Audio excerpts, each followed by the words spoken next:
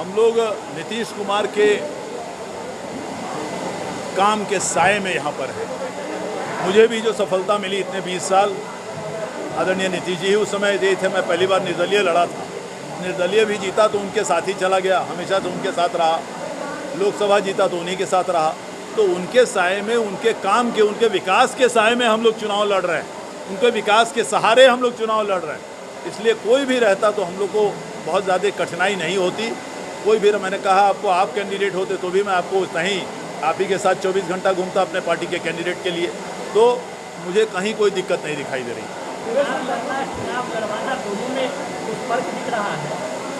फर्क तो पड़ेगा ही, मेरा फोटो थोड़ी इस पर छप रहा है, फोटो तो अभिषेक झा का ही छप रहा है, तो होना ही है। लेकिन सवाल है कि जिसका अनुभव रहता है तो स्वाभाविक है उस अनुभव को साझा करना चाहिए। चुनाव के बाद एक ऑडियो वायरल हुआ था, उस समय आपका एक खास समुदाय पर आप कटाक्ष करते हुए सवाल कर रहे थे, क्या उस वोटर बने अभिषेक जी, तो क्या उस समाज से ही वोट मांगने जाएंगे? हर एक आदमी का आपने देख लीजिए, हम लोगों ने कितने लोगों को वोटर बनाया है, हर समाज के लोगों को वोटर बनाया। ये स्नातक क्षेत्र है, ये वो क्षेत्र नहीं है, ये स्नातक क्षेत्र की बात है। यहाँ पढ़े लिखे लोग हैं, प्रबुद्ध लोग हैं, हर आदमी को वोटर बनाया। इरफान दिलकश को पूछिए वोटर बनाया है कि नहीं। हर आदमी के, हर समाज के लोगों ने, हम लोग मदरसा में जाके मदरसा शिक्षकों को वोटर बनाया है।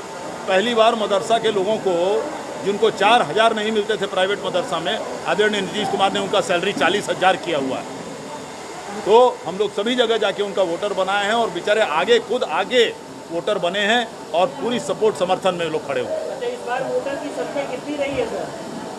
अभी तक हम समझते हैं लाख पूर गया होगा, 1,18,000। 1,18,000।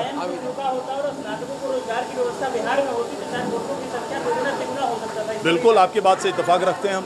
रोजगार का काम हो रहा है? रोजगार का काम नहीं हुआ है। आप एक दिन भी है जहां देखते हैं कि 10,000, 20,000 शिक्षक, सिपाही, सारे लोग भर्ती हो रहे हैं।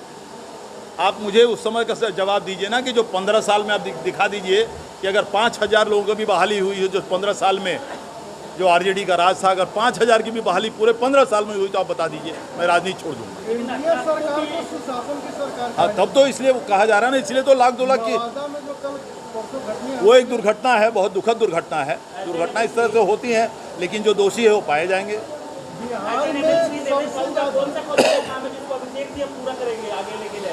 जनता से रिश्ता के साथ बना के रखना, हमेशा उनके लिए उपलब्ध रहना, चाहे निजी काम हो, सरकारी काम हो, उसमें अभिषेक जी निश्चित रूप से बना के रखेंगे।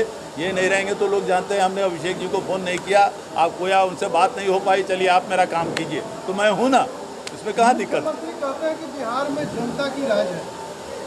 बिहार में किसी भी मोबाइल कंपनी का सबसे महंगा 1 साल का टैरिफ 5,000 से ज़्यादा नहीं है, लेकिन आप ही के मुख्यमंत्री अपने माननीयों को प्रति साल एक मोबाइल यूज करने के लिए 1 लाख रुपया देते हैं। क्या ये जनता का राज है? ये हर आप जानिए, ये देखा जाता है कि भाई, ये माना जाता है कि आपके क्षेत्र में कितनी मतदाता है, आपके क्षेत्र में कितनी जनता है। हर आदमी आपको फ़ोन करेगा, ये करेगा, वो कैलकुलेट करके दिया जाता है।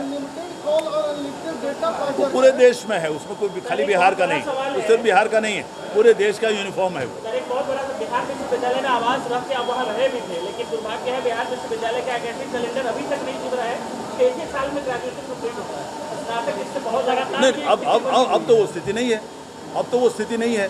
आप बिल्कुल सही कह रहे हैं, पहले था, अब समय पे रिजल्ट आ रहा है, समय पे परीक्षा हो रहा है। 4 साल तो लगता ही है, 4 साल लगता है, 4 साल लगता ही है, सभी जगह लगता है।